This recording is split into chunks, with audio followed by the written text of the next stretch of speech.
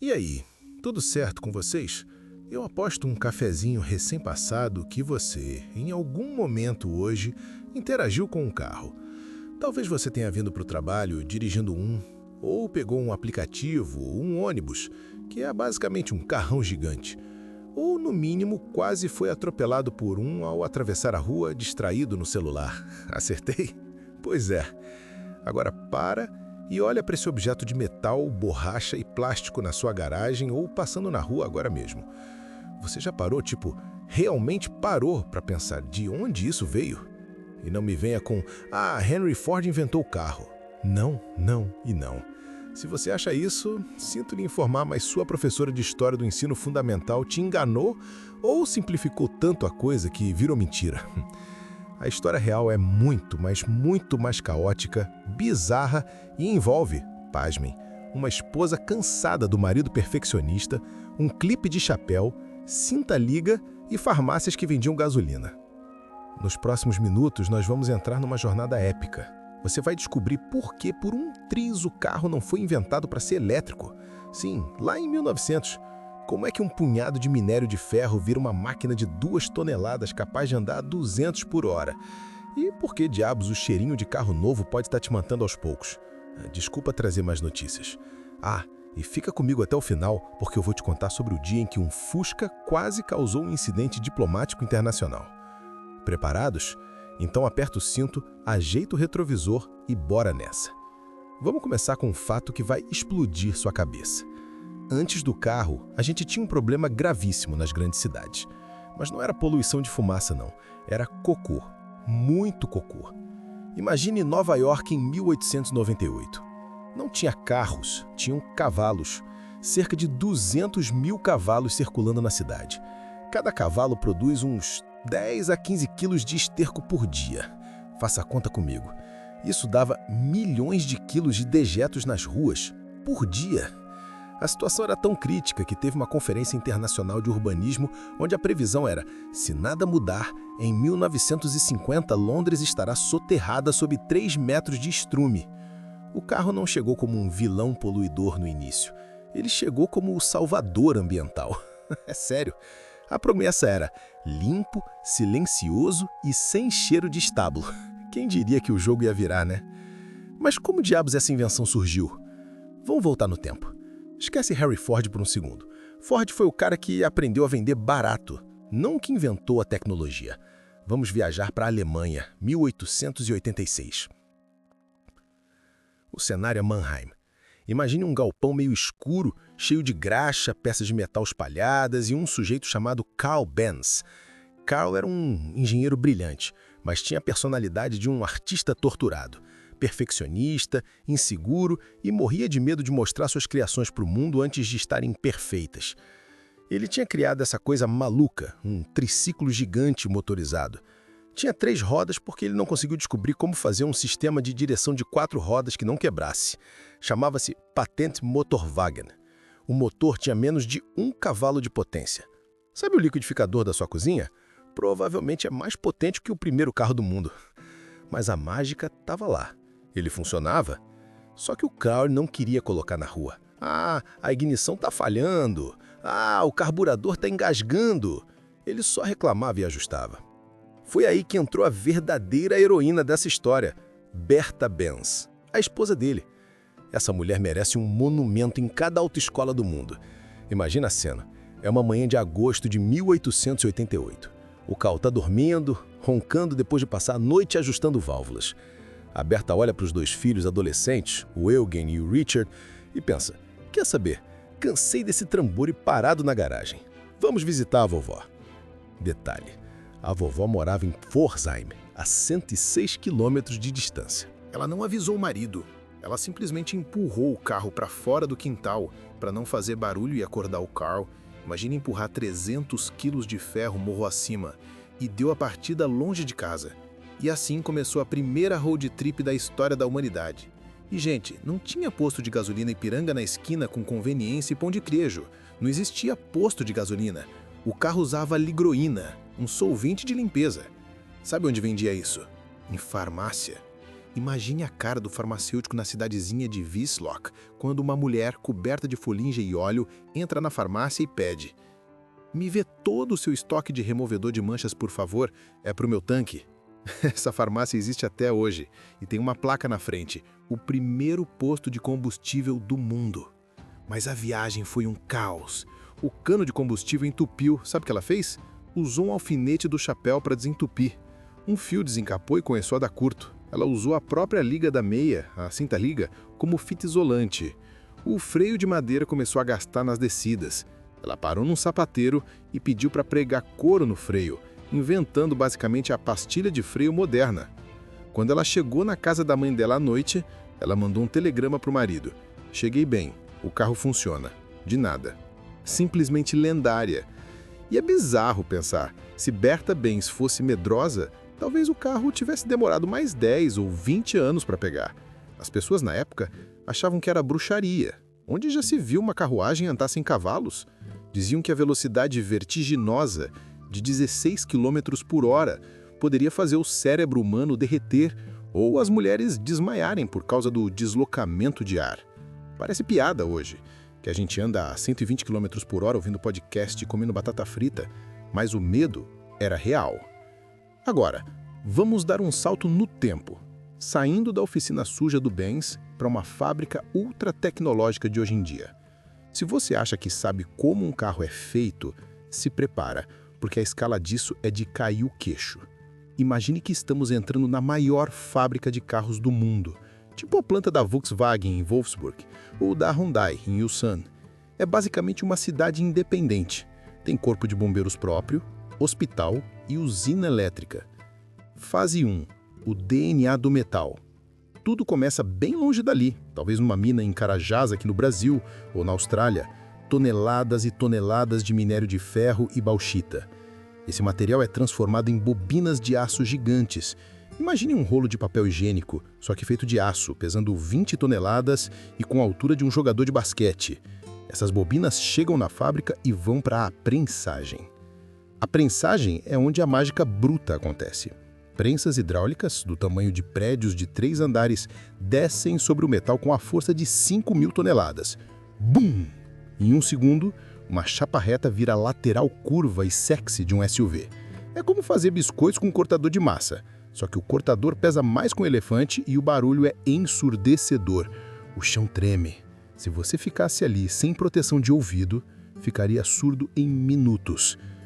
Fase 2. A dança dos robôs. Aqui entra a parte sci-fi. As peças estampadas vão para a área de funilaria. E é aqui que os humanos quase somem. Você vê corredores com centenas de braços robóticos laranja ou amarelos, tipo aqueles da marca Kuka ou Fanuc. Eles se movem com uma precisão assustadora. Um robô segura a porta, o outro vem com a solda, solta faíscas, tz, tz, e pronto. São milhares de pontos de solda feitos em minutos. Se um humano fosse fazer isso, levaria semanas e ficaria torto. Os robôs fazem a mesma solda, no mesmo milímetro, 1 milhão de vezes, sem pedir pausa para o café. Eles montam o que a gente chama de body in white, a carroceria no osso, sem pintura, sem motor, só o esqueleto metálico prateado. Parece um exterminador do futuro pelado. Fase 3. O banho químico. Essa carcaça então entra numa piscina, literalmente. Ela é mergulhada inteira num tanque eletroforético. A fábrica coloca uma carga elétrica absurda na carcaça e uma carga oposta na tinta do tanque. A física faz o resto. A tinta gruda magneticamente em cada frestinha até onde o pincel não alcançaria. É isso que evita que o seu carro enferruje na primeira chuva. Depois vem a pintura estética. E aqui um detalhe bizarro. Na cabine de pintura, a pureza do ar tem que ser maior que numa sala de cirurgia. É sério. Se um funcionário entrar lá com um desodorante vencido ou soltar um pum, brincadeira, mas quase isso, as partículas podem estragar a pintura de 50 carros. O ar é filtrado continuamente e os robôs que pintam giram em velocidades alucinantes para manter a camada uniforme. Fase 4. O casamento. Sim, é esse o termo técnico. Marriage. É o momento solene em que a carroceria pintada desce do teto e encontra o chassi com o motor e as rodas, que vêm por baixo. Os operários têm segundos para apertar dezenas de parafusos gigantes que unem o corpo à alma do carro. Se der errado aqui, já era. E tem um fato curioso sobre o famoso cheirinho de carro novo. Sabe o que é aquilo? É basicamente um coquetel químico de outgassing. É a cola dos painéis, o solvente dos plásticos, os retardantes de chama do estofamento, todos liberando gases voláteis ao mesmo tempo. É meio tóxico? É, mas a gente ama. As montadoras hoje em dia têm, acredite se quiser, sommeliers de cheiro. Narizes profissionais que garantem que o cheiro do carro novo não seja tóxico demais, nem sem graça demais. Mas tem aquele aroma de sucesso e dívida parcelada em 60 vezes, que a gente adora. Mas nem só de engenharia vive o carro. A história dessa invenção é recheada de bizarrices que você não vai acreditar. Vamos falar da Lei da Bandeira Vermelha. Lá no Reino Unido, em 1865, o lobby das ferrovias e dos cavalos estava desesperado com esses veículos a vapor surgindo.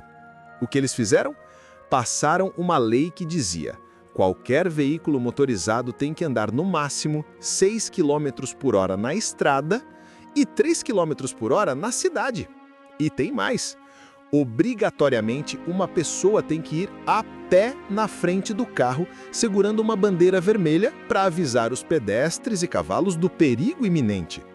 Imagina você comprar uma Ferrari hoje e ter que contratar um estagiário para correr na frente dela, balançando uma toalha de mesa. Foi só em 1896 que essa lei caiu. Eles celebraram rasgando a bandeira vermelha e fazendo a corrida Londres-Brighton, que acontece até hoje. Outra história insana. A corrida Nova York-Paris de 1908. Olha o nível da loucura. 6 carros decidiram apostar corrida de NY até Paris. Mas espera aí, tem um oceano no meio. Pois é, a ideia original era ir de carro até o Alasca, atravessar o Estreito de Bering congelado no inverno, dirigir pela Sibéria e chegar em Paris. Spoiler, não deu para cruzar o gelo. Mas a parte da Sibéria eles fizeram. O time alemão e o time americano disputaram palmo a palmo. Atolavam uma lama russa por dias, eram puxados por bois, tiveram que assustar lobos, usaram trilhos de trem porque não existiam estradas. Foi o verdadeiro Mad Max de época. O carro americano, um Thomas Flyer, ganhou depois de 169 dias de sofrimento puro. E claro, não podemos esquecer dos carros fracassados. Já ouviu falar do P-50? É oficialmente o menor carro já produzido. Feito na ilha de Man, nos anos 60. Ele tem 3 rodinhas, um farol que parece de ciclope e cabe apenas um adulto, espremido. Não tem marcha ré. Se você quiser dar ré, tem que sair do carro, pegar numa alça que tem na traseira e puxar ele igual uma mala de rodinha. Sério, procura no Google depois. P-50. Parece um brinquedo de parque de diversões que fugiu. Agora vamos falar de grana. O negócio por trás disso. Você vai na concessionária, vê um carro popular por 80, 90 mil reais. Saudades de quando popular era 30 mil, né? E você pensa, a montadora deve estar nadando em dinheiro. Surpresa! A margem de lucro de fabricar carros é ridiculamente baixa. É um negócio ingrato. Para um carro de entrada, a montadora lucra, muitas vezes, menos de 5% por unidade vendida. As empresas ganham dinheiro de verdade com peças de reposição, serviços financeiros, o banco da montadora e com os modelos de luxo, onde a margem é gorda. Para você ter ideia da complexidade, um carro moderno tem cerca de 30 mil peças. 30 mil! Se faltar um parafuso específico que é feito numa fábrica no interior da Tailândia, que acabou de sofrer uma inundação, a linha de montagem da Alemanha para. O mundo todo para. Vimos isso acontecer na pandemia, com os chips de semicondutores. Carros de 100 mil dólares ficaram parados no pátio meses a fio, porque faltava um chip de 50 centavos para o vidro elétrico funcionar. E o mercado? Gigantesco. Estamos falando de trilhões de dólares. A Toyota e o grupo Volkswagen brigam todo ano pelo topo, vendendo cerca de 10 milhões de carros cada uma. Para visualizar, 10 milhões de carros enfileirados dariam a volta na Terra. Isso é produzido por ano, só por 2 empresas. O impacto econômico é colossal. Quando uma montadora abre uma fábrica numa cidade, a economia local inteira gira em torno dela. Se ela fecha, a cidade vira fantasma. Mas onde estamos indo? O futuro. A gente está numa encruzilhada. Motor a combustão já tem data para morrer. Vários países vão proibir vendas de carros a gasolina a partir de 2030 ou 2035. Ah, então o futuro é elétrico. Provavelmente, mas tem uma briga boa aí. Tem gente apostando no hidrogênio, que solta apenas água pelo escapamento, mas é difícil de armazenar e transportar. Tem gente apostando em combustíveis sintéticos para manter os motores atuais vivos. E a autonomia? Sabe aquele sonho de ler um livro enquanto o carro dirige? Estamos no nível 2 ou 3 de automação. O nível 5, onde o carro nem tem volante, ainda é um desafio imenso. Um computador sabe seguir faixas, mas ele ainda tem dificuldade de ler intenções humanas, tipo aquele pedestre indeciso na calçada ou aquele motorista que dá seta para a esquerda e vira para a direita. Humanos são caóticos, robôs odeiam o caos. Mas a tecnologia está chegando lá. Em 2050, talvez dirigir seja um hobby de fim de semana. Tipo andar a cavalo é hoje. Olha lá aquele vintage dirigindo manualmente. Que perigo, as pessoas vão dizer.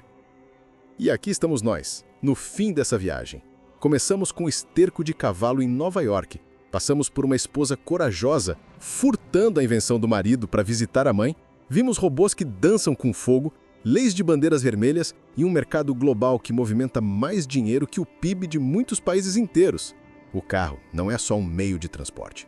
Ele é talvez o objeto que mais moldou a nossa geografia. Olha para a sua cidade. Olha para as ruas, viadutos, estacionamentos, drive-thrus, postos. Tudo foi desenhado para essa máquina. Nós construímos um mundo moderno em volta do automóvel, para o bem e para o mal. Ele nos deu liberdade de ir onde quisermos, quando quisermos, mas também nos prendeu em engarrafamentos e mudou o clima do planeta. Da próxima vez que você bater a porta do seu carro, sentir aquele cheiro de plástico aquecido pelo sol e girar a chave ou apertar o botão, lembre-se da Berta Benz consertando o motor com a cinta ligar. Lembre-se de que você está pilotando o resultado de 130 anos de explosões, engenharia, loucura e genialidade humana. É uma peça de história sobre rodas. E fica a provocação. Se mudamos o cavalo pelo carro em 20 anos, o que vai substituir o carro como conhecemos? Será que os meus netos vão achar bizarro eu ter tido um carro que soltava fumaça e que eu mesmo tinha que guiar? Spoiler, com certeza vão. Se você curtiu essa viagem mecânica, esmague esse like como se fosse o acelerador em uma autobahn alemã sem limite de velocidade. Isso ajuda o canal a continuar contando essas histórias. E me conta aqui embaixo, qual é o seu carro dos sonhos? É uma Ferrari clássica? Um Tesla futurista? Ou quem sabe, sei lá, um Chevette do Barão rebaixado? Eu leio todos os comentários. Semana que vem, prepare-se. Vamos falar de algo que fica na sua cozinha, gela sua cerveja e mudou a forma como a humanidade se alimenta. Sim, a geladeira, mas a história dela envolve reis, gelo importado da Noruega e gases assassinos. Não perde por nada. Obrigado pela companhia, você é incrível. Um grande abraço e tchau!